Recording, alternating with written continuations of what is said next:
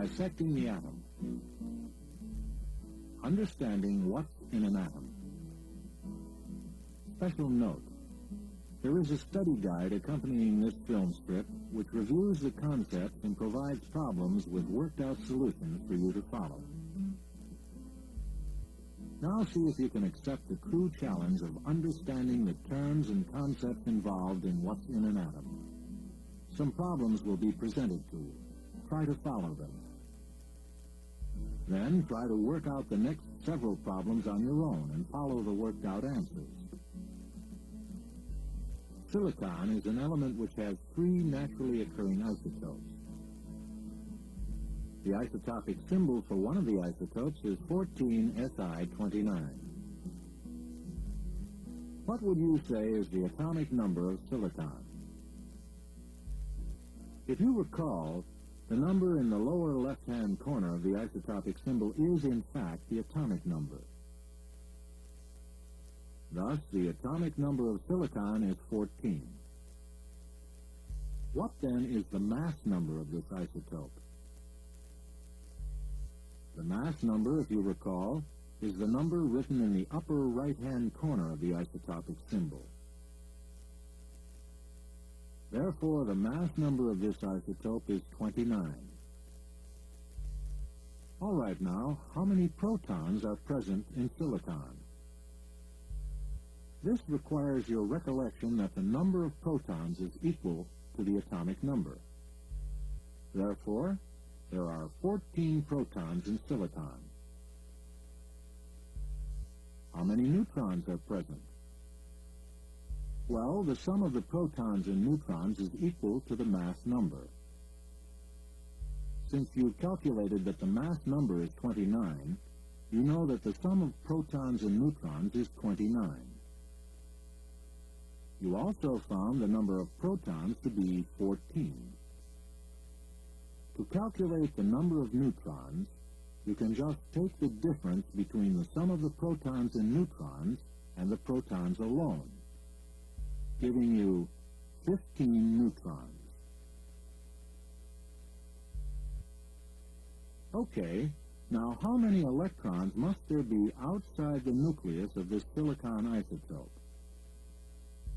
Remembering that atoms are neutral, you should realize that there must be equal amounts of positive and negative charge, and that, therefore, the number of electrons must be equal to the number of protons. In other words, since the charge due to the protons is plus 14, by having 14 electrons, you get a charge of minus 14. This gives you an overall charge for the neutral atom of 0. Another isotope of silicon has 14 neutrons. How many protons must it have? No calculation is really needed here. Remember, isotopes of an element always have the same atomic number because it is the atomic number or number of protons which identifies that element. Thus, the number of protons is, once again, 14.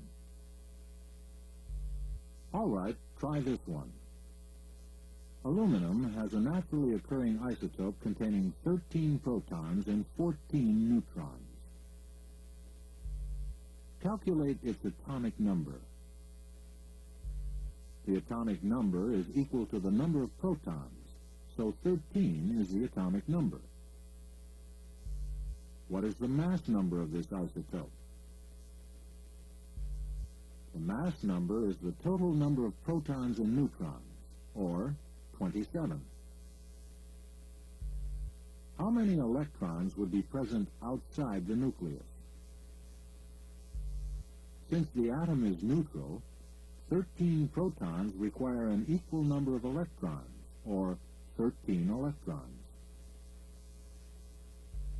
Now see if you can write the complete isotopic symbol for this isotope of aluminum. The number in the lower left-hand corner is the atomic number, or 13, while the number in the upper right-hand corner is the mass number, or 27. Therefore, your answer should read 13Al27. The next several problems are meant to be worked out by you before you look at the answers.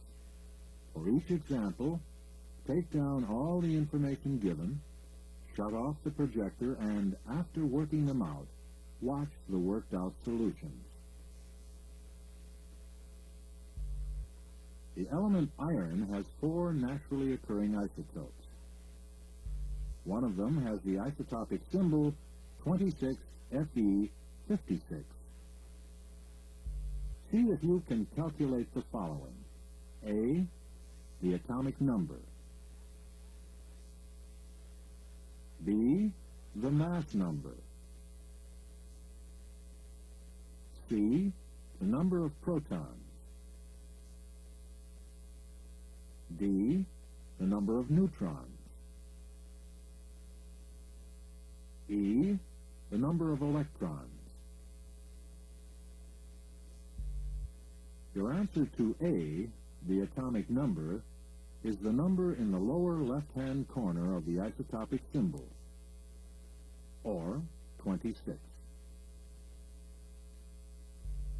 Your answer to B, the mass number, is the number in the upper right-hand corner, or 56. How many protons? Well, the atomic number is equal to the number of protons, so there are 26 protons. In answer to D, the number of protons and neutrons are 56, the mass number. Since there are 26 protons, the difference between these, or 30, is the number of neutrons. Finally, since the atom is neutral, the number of electrons is the same as the number of protons, so there are also 26 electrons. Suppose now you are given one of 7 naturally occurring isotopes of barium, which contains 56 protons and has a mass number of 138. Try to calculate A, the atomic number, B, the number of neutrons, C, the number of electrons, and D, write the complete isotopic symbol for the element. Remember to shut off the projector.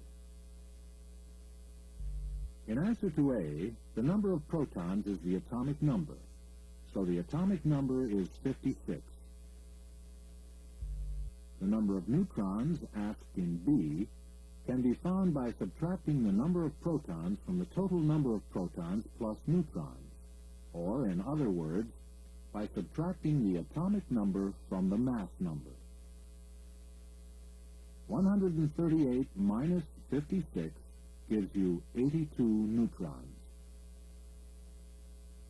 In C, the number of electrons is the same as the number of protons, or 56. Finally, the complete isotopic symbol would be 56 Ba 138. All right, how about this one?